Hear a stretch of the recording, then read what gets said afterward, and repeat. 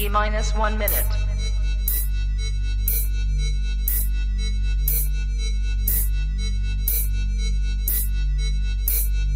T minus 50 seconds.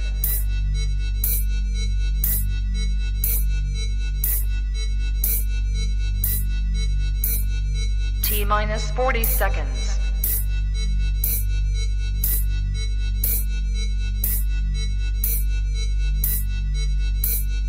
T minus 30 seconds.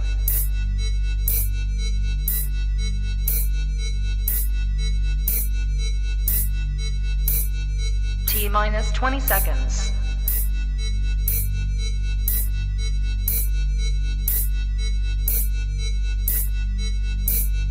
Ten, 9, 8, 7, 6, 5, 4, 3, 2, 1, 0.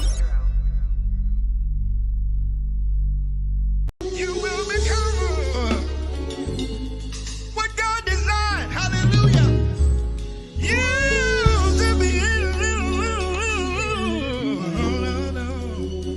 I don't care what's happened. You will become what God designed. Hallelujah. Oh, you to be. Said you will become. You will what God designed. Finish that book. You to be. Finish that song. Go back to school. God is with you. You will become new. Don't give up now. Yeah. You can still be productive in a pandemic. You will be, and yes, you will. You will. What God designed. You to be. You will become what God designed. It doesn't matter who's backing you. Doesn't matter who's not for you. You will become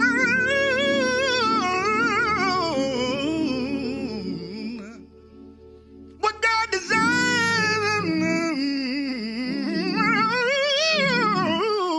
you to be. You will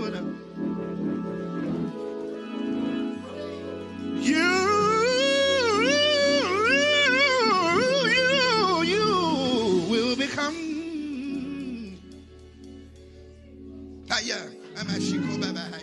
What God designed you to be, you to be, you to be. You will become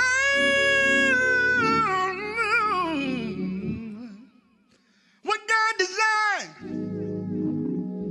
You want to lay hands on yourself and declare, me to be now.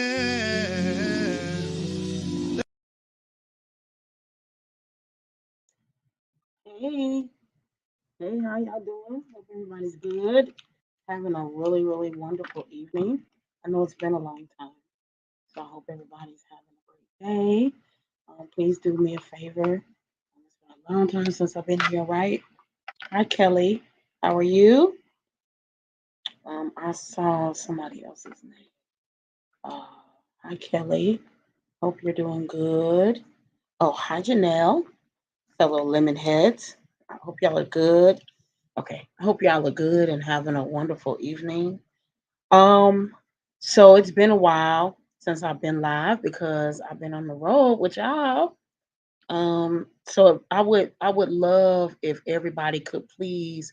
Hi, Miss Jarrell, right? Austin. I would love if everybody could please like and share. Again, it has been a little while since I've been live like this. I come sometimes live like throughout the week, but I mean live like this, like a little bit more intentional. It's just been a moment since I've done that. So I would really appreciate if you would just take just one quick second and like and share. I promise you, I won't be here really, really long, but this was on my heart to share today, and I felt like it was really, really necessary for me to do. And I need to just get back to doing lives. I need to come back at least once a month and make sure that I come on doing a live, doing what I was supposed to be doing, talking to creators. I got busy. I got on the road and stuff with Kevin Lemons. And so really honored to do that. So again, I hope everybody's well and having a wonderful day. I want to burn just a little bit of time and give everybody, thank you so much for sharing, Kelly. I want to give everybody a little bit of time to quote unquote share, if you will. It's something I really want to talk about today, something like a recap of church a little bit, but it's something that really impacted me today that I feel like I need to share. I have a fellow designer friend named Claude Hamilton who told me probably about a couple weeks ago that I needed to share my story. So there's parts of my story I've shared publicly, and then there's a lot of parts to my story, really, to my life story so far, but there's other parts that I guess you could say sometimes reveal themselves in different ways. So while you're sharing, hi Janelle, I miss you. Let me first say I miss the lemon head, so let me do a lemon head plug. I sing, my name is Yolanda Moran. I'm sorry. I'm like, I'm a little because my mind is like racing real fast. So if you don't know me, my name is Yolanda Morant. Um, my first name is Spanish. My last name is French. So um, I am a Colorado native, and I now reside in North Carolina. That little twang really came out, huh? So sometimes it's East Coast, sometimes it's country. But I am a creative. I'm a full-time singer, graphic designer. I'm a solo artist. I own a graphic design company. I really do a lot of things. I've kind of always been this girl. I've always uh, been in different spaces, kind of like all at the same time. So I'm a graphic designer. I sing. I've been singing all my life. I own a graphic design company. I've been doing graphic design. Make sure that all the stuff doesn't ding. Okay, I've been doing graphic design for about 16 years. It's been a really big blessing in my life because I get to be um, self-employed, which allows me the opportunity to travel and go all kind of places. So I've been out of the country. I never kind of get these accolades, just kind of understand like who I am. I've been outside of the country, so I've traveled abroad several times. God's blessed me to go to Japan, Europe with my friend Cedric Shannon Reeves, who has been a huge blessing in my life. So listen, I'm gonna plug people. I'm gonna talk about some things all at the same time. But my goal is to talk about something very specific that I feel like everybody needs. I really feel like everybody can get something from this today, okay? Hopefully my tablet stop thinking, I'm sorry. So I'm gonna be tagging people, but I mentioned Cedric Shannon Reeves. He is a gospel artist, songwriter, and preacher, really, out of St. Louis, Missouri. He now resides in Memphis, Tennessee. I'm so happy for him. But he also has music that is extremely wonderful, and you can pick it up on all your digital outlets. Listen, this is always me. I'm always, plugging other people, supporting other people. But he has music on all digital platforms, all iTunes, Spotify, YouTube. His name is Cedric Shannon Reeves, Rives. And I'm going to type his name, okay, in here. I'm going to actually tag him. And I'm telling you, his music will really bless your life. And then he has a group called Cedric Shannon Reeves and the Brothers. And they have two records out now. And it's just amazing. So, like, why he's saying that? Because he's been a huge blessing to my life. He's the reason why I've been to Europe several times. So I'm not just plugging myself like oh she's been to Europe. It's not like it's not like that. It's just I just want to share with you who I am, what I do. I also sing with Kevin Lemons and Higher Calling, which I love. It is one of the greatest decisions I've ever made.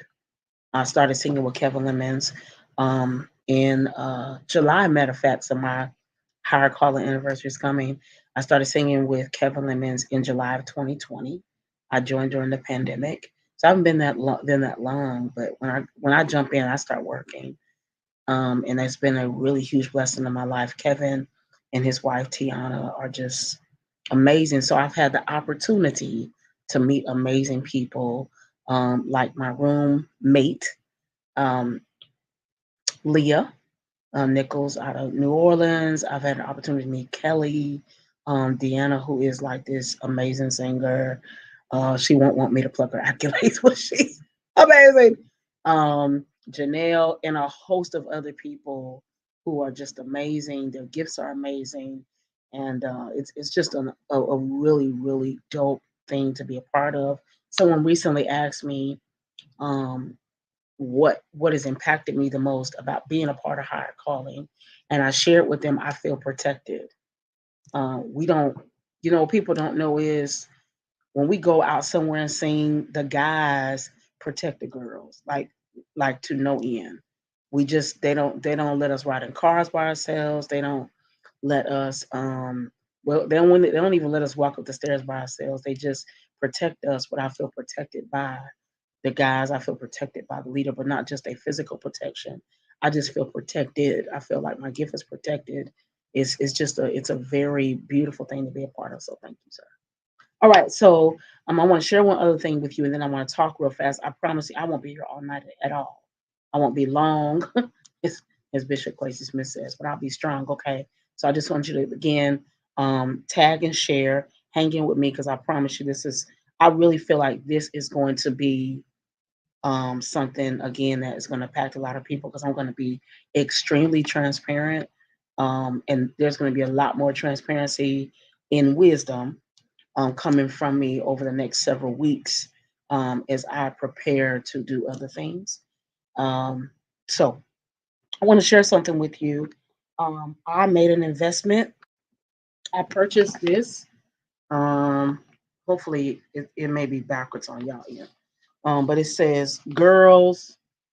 Uh, maybe it's not. It says girls just want to have funds. Girls just want to have funds because I want to get better at budgeting. When you're an entrepreneur, it's really, really, really, really easy to just spend money and not know what happened to it, where it went. So I got this online from Luxurious Lifestyle Planner. It was about $30, and this is really good, right? It came with all of these. I'm gonna do this really, really quickly, but I want to plug her. It came with all of these envelopes. So what you do is there's an envelope for ties, lunch money, splurge, household goods. So what you do is you put money, like physical money, into these envelopes, and if you want, and it helps you to save. You don't touch it. So, like let's say the ties money, of course, you take out and you give to your local assembly, lunch money, money for movies, gas, treating yourself. I thought I really wanted to do this because I wanted to make the investment so that I could save, so that I could be wealthy like I'm supposed to. Right? Wealth is you have to participate in to be wealthy. You have to participate in that. Okay, it comes with a pen. It comes with a journal, and the most important part is it comes with this planner. Okay, um, and the planner. Let me show you a little bit inside because I know sometimes people see stuff online and they like, I don't know what that is.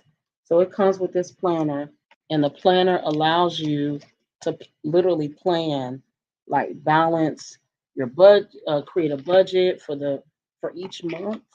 Listen, y'all, if you're really trying to get your life together when it comes to budgeting, I really recommend this. Again, it's called Girls Want to Have Fun, but it's from Luxurious Lifestyle Planner. Okay, so do yourself a favor and go check it out. All right. So I don't want to be long, but I want to be strong and I want to get to it. So thank you for listening to my commercials. Okay, so here's what I want to talk about. I want to be extremely transparent. Today this is the first weekend I've been home in probably like a month because I've been on the road again almost every weekend. Travel's been crazy. So at the end of this part of the live, I'll talk about travel and how to kind of make it through traveling during the summer. But you see me, it's because I'm tagging people to this live. Okay. So I had the opportunity to go to church today with my friend Alan, and we went to Temple International here in Charlotte, North Carolina. So it's someone for Half Life season. I'm sorry, y'all. It was I don't get to see my friend Alan very often because he's busy too. And so we went to church together. We've known each other since we were teenagers. And we went to church together today. And it was more than I could have asked for. So let me just share this with you. I've been a full-time entrepreneur for 16 years. I've been singing since I was 7. I've been a church girl since I was in the womb. I've been a church girl all my life.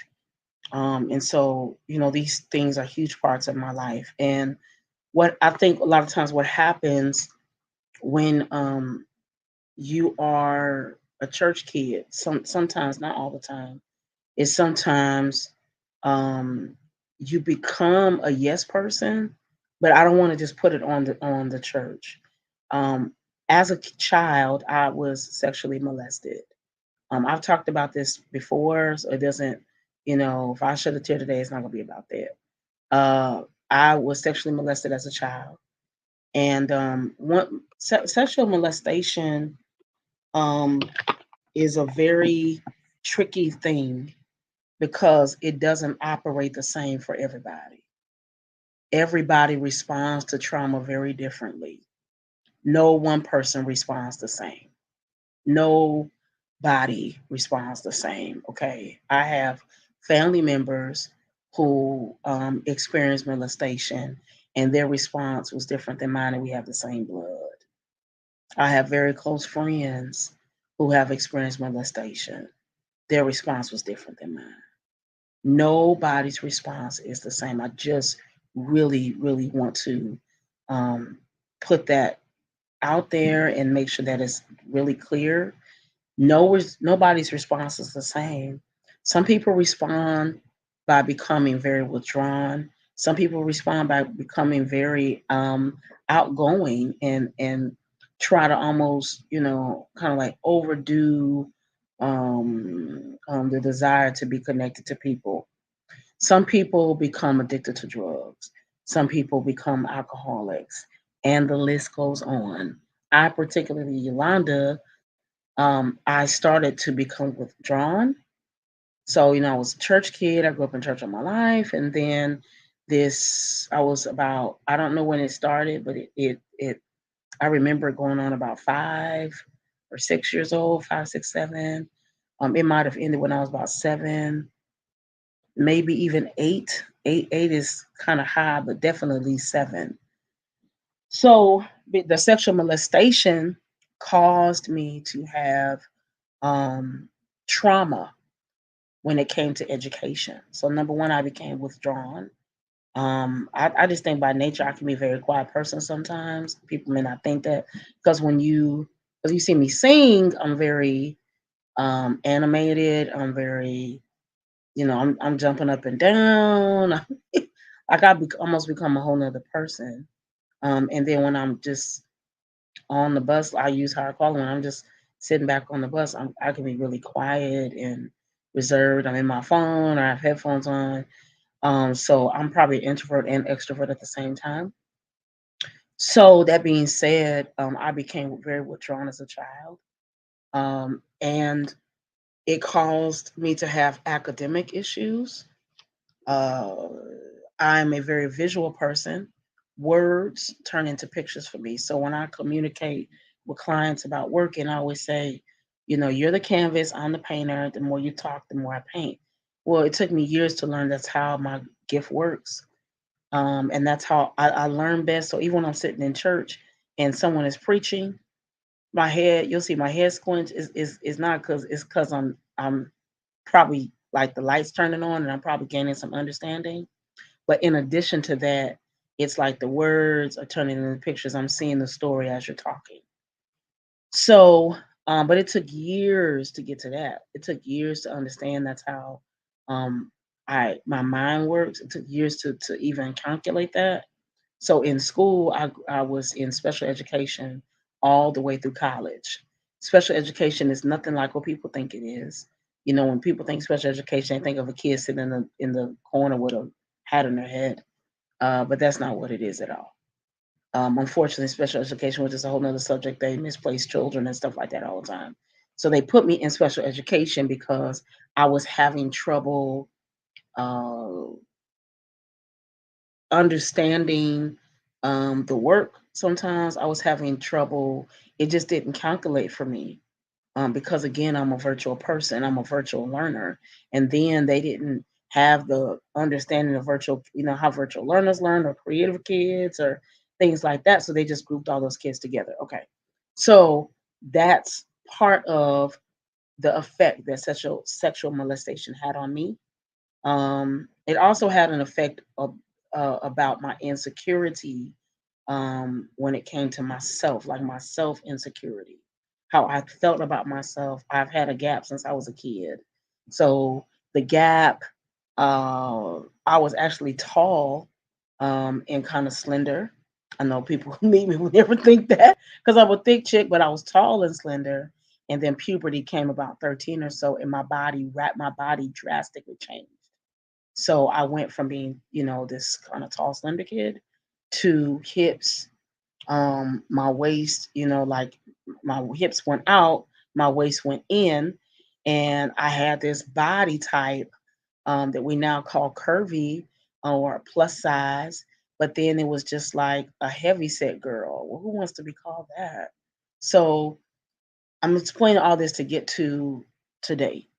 So that in turn caused a lot of issues because I just didn't have anyone around to help me understand it was okay to be this body type. It was okay to be like this. My mom was, and I'm always careful about what I say because I'm not. It's just hard when you're raising a curvy kid when curvy is not in and or acceptable. If you're still here, you're talking, and let me know you're here or you're listening. So it's being a curvy kid is different because if your parent, if that's not conversations, you don't know what to do. And what I've come to realization is I was a curvy kid, and those weren't things that people talked about at all. So my mom didn't really know how to deal with that or communicate with that or how to make that work. So in turn, I ended up having a lot of self-esteem issues. All the way, I'm gonna tell you this, and again, I'm gonna just be very transparent, all the way to present day. I just went to the doctor and I just learned I'm actually really tall. And some people say, well, how could you not know that? Well, because I lived in this idea that I was 5'6.5", but I'm actually 5'7", which means as I continually work on my health, as I slim down, I'm going to probably appear taller. Well, I didn't want to be tall, right? But it is what it is. So it built a lot of insecurities and the desire to always want to be people's friend, to always want to please people, to never make people upset. If anybody knows me, I horribly dislike contention. I don't like contention. I cringe when I see people argue and fight. It's just all those things are very difficult for me. Again, this is the first time. Why can't I hear you? I don't know. All this time you couldn't hear me? Oh my God. Oh my God. Oh my God. Let's wait. Oh my God. You can't hear me? You can't hear me? Okay. Oh my God. You can't hear me? All right. Okay. All right, you should hear me. So somebody say hey or wave because that means I've done a lot of talking and people can't hear me. So somebody say hey or wave if you can hear me, or I'm sorry, you can't wave. Do we can hear you. You can hear me, Janelle. So Kevin Lemons, we take short for 200. Yes. Okay. If you cannot hear me, that means you probably should go out and come back in. All right. If you cannot hear me, that means you should go out and come back in. But just in case. Just in case. All right. So let me get to it so I can get to my point. So I really struggled with low self-esteem, like nobody's business, and nobody knew because I covered it up with music. They intentionally cover it up with music. That wasn't my intention. Um, I didn't intentionally cover it up with music. It just became what it was. Church became church, and music became my safety zone. Now I will say this: God always sent things to keep me and keep my mind moving and keep me protected, like being a part of a community choir called Voices of Faith. Then I became a founding member of Eternal Life. So I've been a founding member of quite a few things. Eternal Life, later on Kingdom of Faith Church, uh, then Timothy Martin in the workshop choir, Timothy Martin in greatness, Terrell Martin, all right, and devoted. I mean, so God kept me busy. Let me say it like that. I really feel like God kept me busy. And again, I don't want to like just blab, but I'll make sure I'm making the point so you understand where I'm going. If you know me very well, you know I have a emphatic love for Disney. And so today I want to share why I have this emphatic love. I love Disney. Oh my God. I watch Disney at least 2 to 3, probably at least once a day, but if at minimum 3 to 4 times a week. Because when I was a child, this is the first time I'm ever sharing this part about the Disney part, but when I was a child, the man who molested me, it was a man, and who molested me. It was a white man. Whew, okay, so it was a white man. I was molested as a child by a white man, and during the at night, he drank. I mean, I wouldn't call it sloppy like drunk, but he did drink Crown Royal. So whenever I see Crown Royal, I just be like, ugh, yuck. But he drank Crown Royal, and he watched other things that kids shouldn't be watching. So, and then during the day, I watched Disney. So during the day, it was like day and night. My life was like just real. That's probably why most people know me. I'm a night owl, because I was always up really late at night. And so during the day, he would turn on Disney, and I would watch Mousercise and Mickey Mouse Club. And the first movie I ever saw was Fantasia. I was just Disney. It was like really interesting. So what I've learned about me and Disney is that Disney was a thing that God used to kind of help keep me sane, because Disney was my safe place. I'm really going to try not to cry, but I've been delivered from a lot of these parts, or healed from a lot of these parts, but Disney was my safe place. So, when you hear people say Disney, I like get all excited because that was the thing that I felt the most safe around.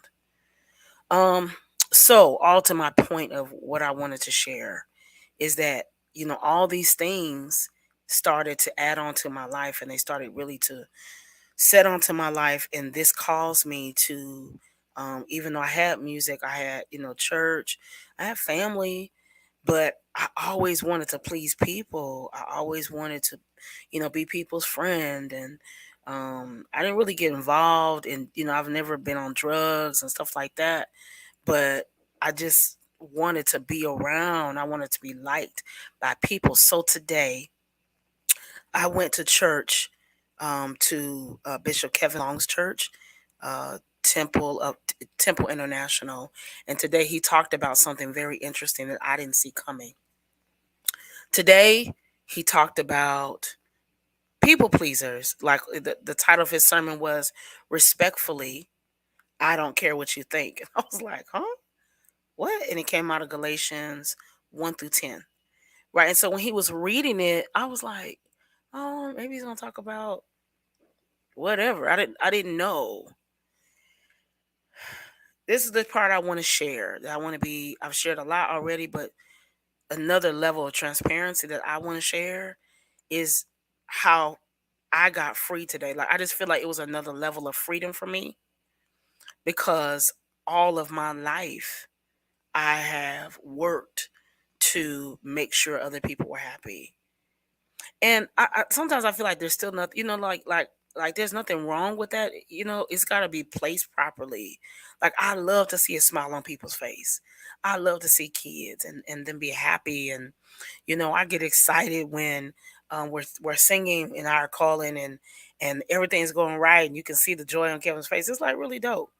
But when it's your total desire to make other people happy before you make yourself happy, that's a problem. And today he just talked about coming out of that place of being a people pleaser. And because what happens is it weighs you down. It's so draining. And the other part is, of course, I am a entrepreneur, right? I'm a creative. I'm a graphic designer.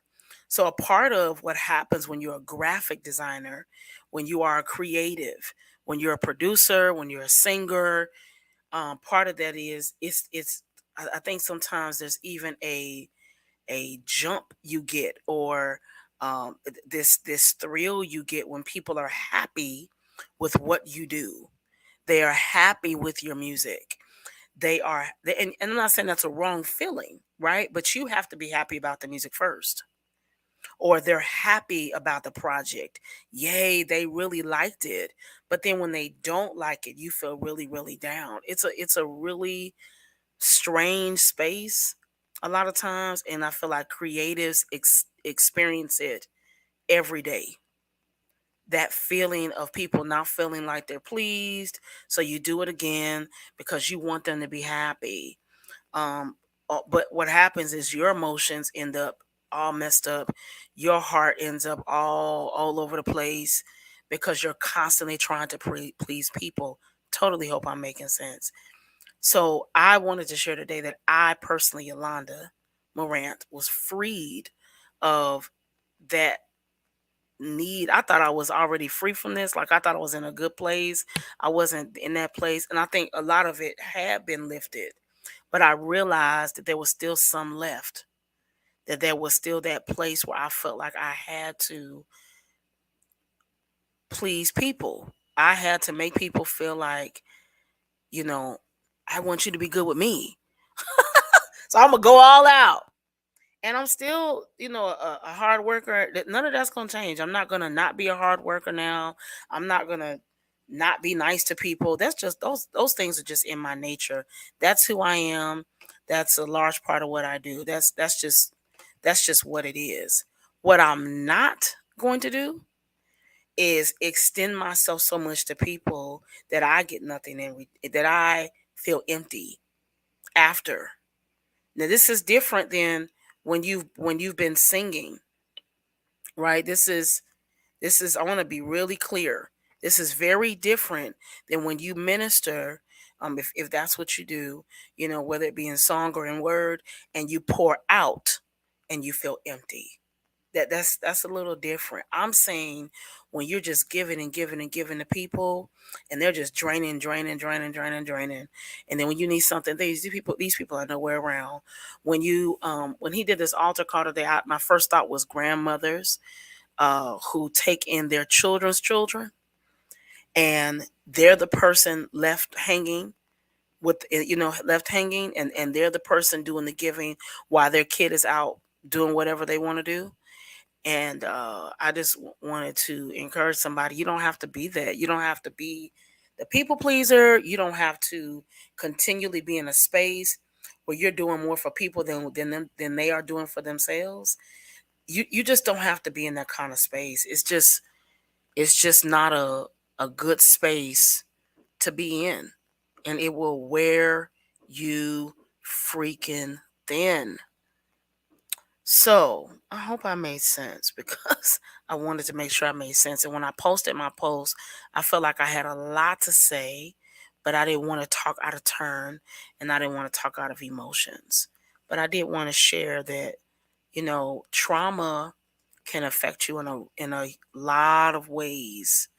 And it's really, really important that you seek therapy so you can learn how to work through your trauma, so that the trauma doesn't affect you to the point where you become a people pleaser, or where you become someone else's drug. Something my friend Alan said to me today was, sometimes we can become people's drug.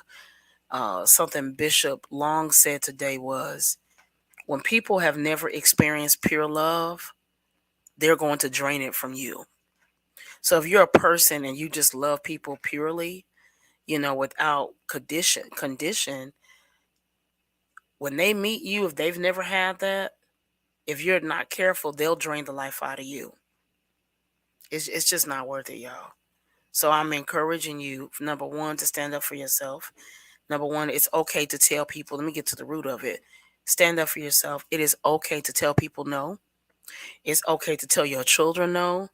It's okay to tell. I just want to be clear. You got to know when to hold and when to fold. You got to know when to say yes and when to say no. You don't owe people your whole life. It's taken me years to get to this point. And today was just, I feel like, the final seal on it. You don't owe people that. My friend Alan shared something with me. He said we sometimes can become people's drug because we can become their everything. And in the end, we get nothing. And I don't mean when we say get things like material things. I mean like you're always left empty when you get off the phone with them. When you end the phone call with them, you have nothing. That's not the way it's supposed to be. You're not supposed to be feeling drained every time you leave the space, whatever that space is. If every time you leave your job you feel drained, you may want to reconsider that job. That's just the fact. If every time you get off the phone with a client you feel completely wore out, you may have to reconsider having that client. I can tell you because I've been there. And I felt drained every time I got off the phone with them. Every single time. I was not only was I drained, I would become angry and irritated. It was just not a good space. And I held on to it for a long time because I didn't want to come off mean or arrogant when I'm just none of those things. So, hope all this makes sense. Trauma can be different for everybody. How it affects everyone is different. If you've experienced trauma, I highly suggest that you add therapy to your life. Don't allow whatever you've experienced to get to the point to where you do so much more for people that you leave yourself empty. It's okay to say no. It's okay to say not today. It's okay to say, can I call you back tomorrow? It's okay not to answer the phone. It's just you have to get to a space where you do those things for yourself. All right. So hopefully that wasn't too much. Hopefully I didn't talk too long. That was never my drive. If you see this today, tomorrow, next week, next year, I hope it helps you as I move forward in the things I'm supposed to do, which is write a book. It's just trying to figure out how to tell the story. But I'm supposed to write a book. So that's what I'm going to do. In addition to that, I just want to encourage people when you're traveling this summer to be patient. Plan in advance. If you can drive. If you can go a day early to wherever you're traveling to, go a day early. Be nice to staff, agents, people at the counter, flight attendants. Say thank you when you get off the flight. I mean, just be nice. There's a lot happening with airlines. Delta pilots are on strike right now. Maybe not all of them, but quite a bit of them. So travel is going to be a little different this summer. It's going to be a little, tough. But the best way to make it through is to stay on top of all of your travel plans. Download all the travel apps as I've suggested in the past. Download all the travel apps. Stay on top of all of your travel. Plan in advance as much as possible. So I'm going to say this, but this is not Kevin. If you have a choir, you have a group, plan in advance as much as possible. Give the dates to your members, your team, as early as possible, as soon as possible. Try to go a day early, if at all possible. That way, if something happens, you have a day to play with. You used to just need the morning to play with, but right now you kind of need the day to play with. That way, if something gets bumped, it's going to be a lot easier for you to get on a flight the next day rather than maybe the same day. So it's just really important that while you're traveling, you stay on top of your travel. Let me get another tip that will really help you. If your flight gets, let's say you have a 5 a.m. flight and it gets canceled, you need to get up and go to the airport anyway, as if the flight was not canceled. Because it's hard to fight for your flight if you're not there. They're going to bump you around all day on the phone. You need to be physically present in order to make sure that you can take your flight. All right, because you never know what can come up. And when you get to the counter, let me tell you, you win more. And this is not the people pleasing, because I want to be clear about what I said. I meant that. No people pleasing, no extending yourself more than you should for people, anything like that. But I will tell you this, you have to use wisdom. You have to know when to hold and when to fold. And you get more with honey than you do with vinegar. So if you're at the counter and you're cussing the agent out, you may get results, but you don't know when you're going to have to come across that counter again. So you say, well, that worked last time, but you don't know when you're going to have to come across that counter again. And pending who you are and what you do, you don't know when you may see that person again, or when they may see you, or what element or space you may see that person in. Be nice to the people. You can be strong. You can hold on to your word. You can be even a little aggressive, but kindness will win you more. Stay on top of your game and know what's going on, but going to the counter yelling and screaming and hollering and calling them all kind of names, calling them out, that's a lot of times that doesn't get you anywhere. And you don't know at this point how this is going to affect your travel. So again, if you can drive. Don't be so bougie. Right? I can be bougie too, but don't be so bougie that you put off trying things like the Megabus, Amtrak. Let me tell you something. Even Greyhound, if it's close, if it's in like a couple of hours of you, try the Megabus. If you're on the East Coast, try the Megabus. Number one, it's gonna be much cheaper. You're not gonna have the travel issues. Put on a mask, wipe down your seat, and go. And you won't have the issues of trying to get to where you're trying to get to. If it's in a close range, you plan a day ahead and you can chill out and just be on the road and have peace, rather than being in the airport to just fly for 2 hours. You know what I mean? When you could have just took the 4 hours. So whatever you do, just keep your head clear. All right. I hope I've been helpful in some type of way. And we're working on the so we don't do that, but I hope I've been helpful in some type of way and or another. I'm supposed to pray for creators, so let's do that real fast. Okay. Thank you, God, for this day. Thank you for life, health, and strength. Thank you for everything you've done, you're doing, you're going to do. Thank you for being an amazing God who does amazing things. I pray that you cover every creative across the country, be it a singer, producer, writer, film director, graphic designer, whatever it is they do. I pray that this be a wonderful week. And I pray that you help them to take care of themselves first before they take care of other people. Help us not aim so hard to do well for others that we forget about ourselves. Help us not to be people pleasers. And so thank you for the ways you're making, the doors you're opening. As people are preparing for Stellar Weekend, I pray that things go well, travels go well, events go well. And we give you praise. We thank you for being a God who does amazing things. In Jesus' name, amen. I am going to do a Stellar Weekend talk. But I will say this. If you haven't got your Stellar stuff together, you need to get your hotel, buddy up with a friend. Listen, you can be bougie, but there's other ways. The best way to be bougie, Stellar Weekend, is to buddy up with a friend.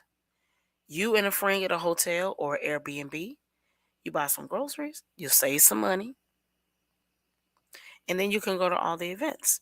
And you can get dressed up. And if you're, a girly girl, you can get dressed up, you can get all makeup up, you can get all glammed up, and you can go to the events and you won't come home broke. You got to use wisdom in these, right? In this season, you get you and your homeboys, and y'all bunk up in a hotel room together. You really won't be in the room.